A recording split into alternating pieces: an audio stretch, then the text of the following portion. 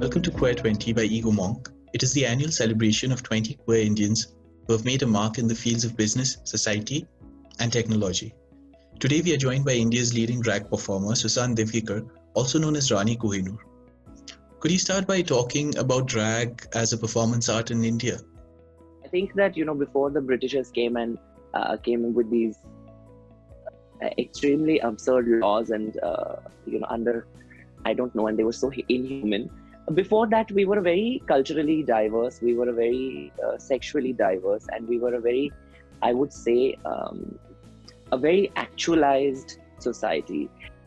When it comes to drag, we of course didn't name this performance art as drag. That's the only thing probably the West can take credit for. We've had drag as a part of our culture from the beginning of time.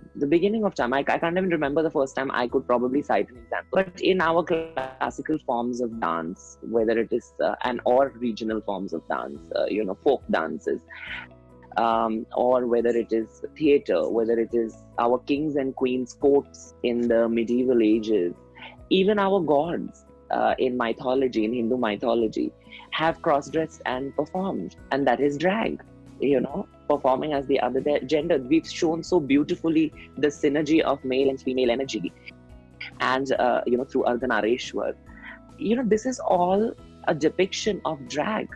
It is, and then of course Lord Shiva danced, and it was so beautiful. It is, but why do we not give that, why do we not give the credit where it's due? And it doesn't matter whether drag is not only for the LGBT community or only a gay man can do drag. Drag is for everyone. So, how integral is Rani Kohinoor to your identity? So Rani Kohinoor is basically is a character that I've created. It's a drag character, right? It's like an alter ego that I have created for stage or for the screen. And it's very integral because she, again, challenges stereotypes when and represents women, like represents womanhood, represents the essence of being a woman. And in terms of, I have performed in all sorts of, costumes, or I've represented different cultures, subcultures, even within womanhood. Okay, so like whether it is wearing a sari and performing a Marathi or a Hindi song, or wearing a gown and performing a Whitney Houston number, or an Usha Uttup number, for example, or a Helen number, Madhuri. My thing is that I have the power to depict, and through Rani, and of course not losing her individuality in the process, but the fact that I want to show that art is so fluid. Through Rani I can show it. Sometimes Rani is in in a cat suit and in a blazer and boots, channeling her inner Rekha from Kumari Bang.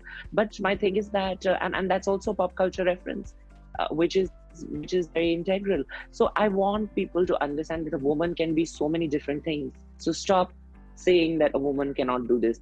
And the best part is a man representing women with the help of a character which is Rani Kohinoor.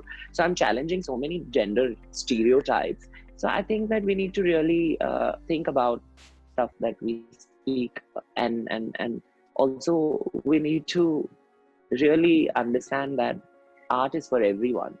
And I don't think that you and I should decide what a particular artist should do, or what a drag queen should do.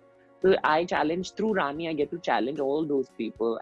I love it when we get riled up. I love it when we get uncomfortable, because it's so, if your heteronormativity is so fragile, then I absolutely love tickling it. I love it. So, if I were to tell you that India is still largely a very homophobic society and has only gradually started opening up its doors for genders beyond the binary, what would your reaction be? Again, this is something that we have unfortunately learned and picked up. We have chosen to be homophobic. It's not like we're born homophobic. A child is not born racist or homophobic, right? So it is our fault that we taught our children, and we have taught through media, look at the representation such horrible representation all these years. I grew up in the 90s and the 2000s, and the representation we had about of the community was absolutely it was scarring. So we have a very big hand to play in all of this, and conditioning our generations to believe that this is something to be made fun of. This is something to this is not normal. This is unscientific. This is all a construct which has been created by us. So of course we need to correct that by educating people.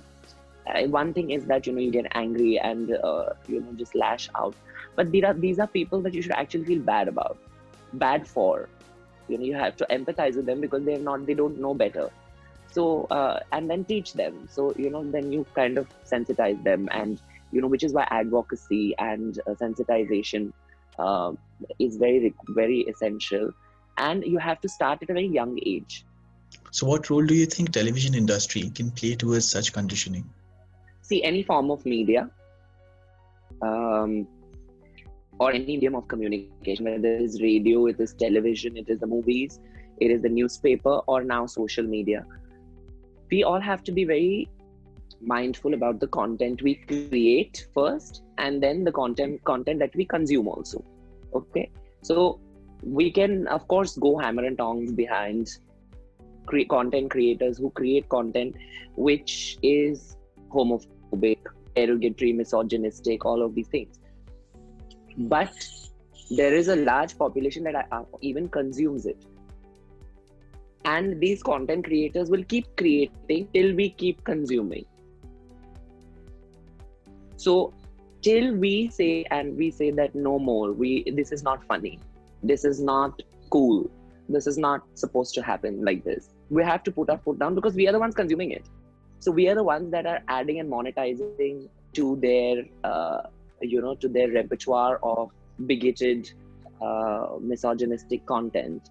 And we might not realize that, but even with that one view or one tap of what you do on social media, and you might be like, oh my god, this is ridiculous. But then when you see in the comments, that should be like a fair warning to you to not tap. Don't watch it. It's as simple as that. People have, yes, they will face it's not like they don't know what they're doing. Let me tell you that they know exactly what they're doing. But having said that, it is also up to us whether we want to click on that and watch it. So we should just not watch it, because what will happen, they will then not get funded by the channel. The production house will not invest in them because they'll be like, but this is not making any money. So as an artist, how do you think you could contribute towards engaging people in conversation where it is required? See, as an artist, I think I have to be I can start by being true to myself.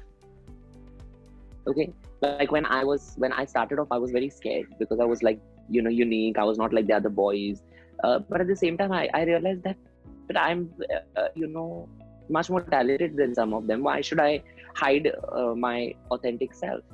So I think that it starts with respecting the fact that no two people can be the same, and it is okay to not be the same. You have to start that. You have to acknowledge that first, because otherwise then you cannot you cannot create an impression on anybody else. If you are just not comfortable with yourself, you're not going to be, how can you expect other people to be comfortable with you around them if you are only not comfortable?